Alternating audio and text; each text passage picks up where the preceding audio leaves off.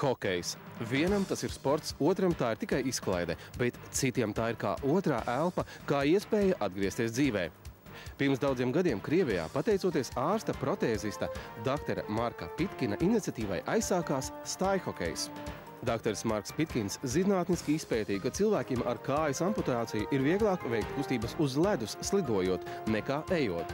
Un tātad stājhokejs ir tas pats hokejs, tikai to spēlē cilvēki ar kustību traucējumiem, kā arī ar roku kāju amputācijām un arī roku kāju problēmām pēc traumām gan sportā, gan sadzīvē. Bet kā šis hokeja veids atnāca uz Latviju? 2004. gada rudenī pasaules stājhokeja izlase atbrauca šeit pēc prezidenta aktivitātēm Marka Pitkina Starptautiskās stājhokeja federācijas aktivitātēm. Un tad Jelgavas ledus hāla, kas ir mūsu mājas jau 7. gadu. Un arī tie tēvi, kā saka, gan Jānis Ozolap, gan Armands Ozolap, kas mūsu krusttēvi stājhokejā, viņi ir atveduši to pasaules izlasi. Un tā tas viss sākās. Uzreiz pēc 4 mēnešiem tika dibināta stājhokeja federācija, izveidojās komanda, pirmie 6 spēlētāji aizbrauca uzreiz uz Eiropas čempionātu Vīnē. 2006. gadā paralēli pasaules čempionātam hokejā Rīgā, Jelgavā, pateicoties pašvaldībai un labvēļu atbalstam, tika norganizēts visaugstākajā līmenī pasaules čempionāts stājhokejā ar Kanādas, ASV, Krievijas, Somijas, Čehijas un Latvijas vienību piedalīšanos. Latvijas komanda izcīnīja 4. vietu. 2006. gada rudenī pirmo reizi vēsturē Latvijas stājhokeja izlase sāka piedalīties Zemgales amatieru hokeja līgā, sacenšoties ar sportistiem amatieriem.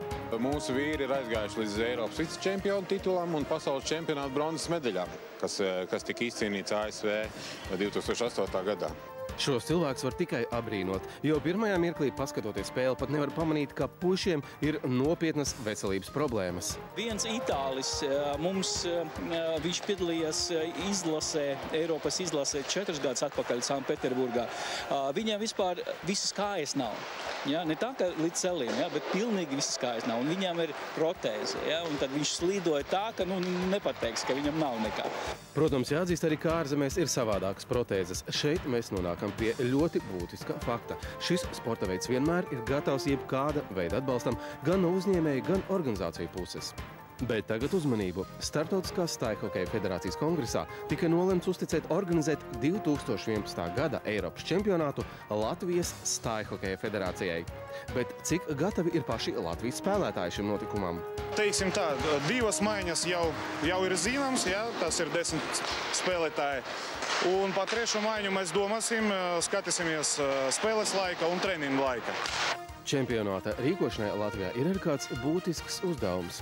Šīs sacensības varētu kļūt par stimulu tiem, kuriem dzīve nav bijusi labvēlīga, un tagad viņi domā, ka viss viņiem ir beidzies. Mēs visu laiku uzrunājam cilvēkus, nāciet, zvaniet, ja, jo patiešām mēs esam tādā stādijā, ka ja mēs neattīstīsimies tālāk, ja mums nebūs tā saucamais svaigais asins, ja, tad mēs kā federācija, kā sports, kā tāds varam arī pazūst. Ja. Un tāpēc ļoti svarīgi, lai cilvēki, kuri skatās, piemēram, šo raidījumu, ja, nekautrējās. Ja, jo es saprotu, ka pirmais solis tas ir ļoti svarīgs, ja, un ļoti grūts.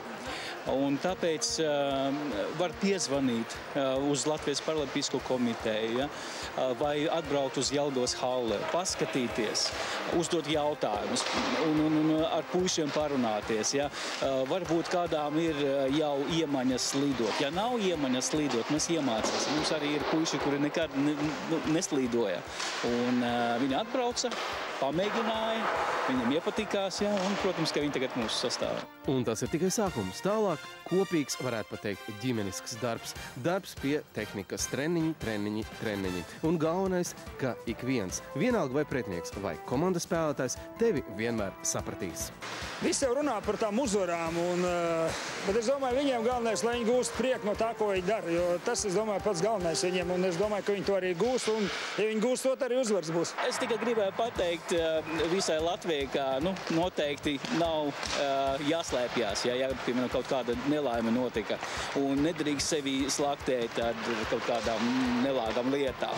Es domāju par to, ka noteikti jāceļās, jādomā par nākotni. Ja? Apkārt mums ļoti daudz brīnišķīgi cilvēki, un tāpēc mēs te esam arī kopā. Un mūs atbalsta arī puiši no Dinamo Rīga, ja? Viņi šodien arī ir. Un viņi mūs atbalsta arī jebkurā čempionātā. Ja? Un, nāciet, vai kaut ko darām. Ja?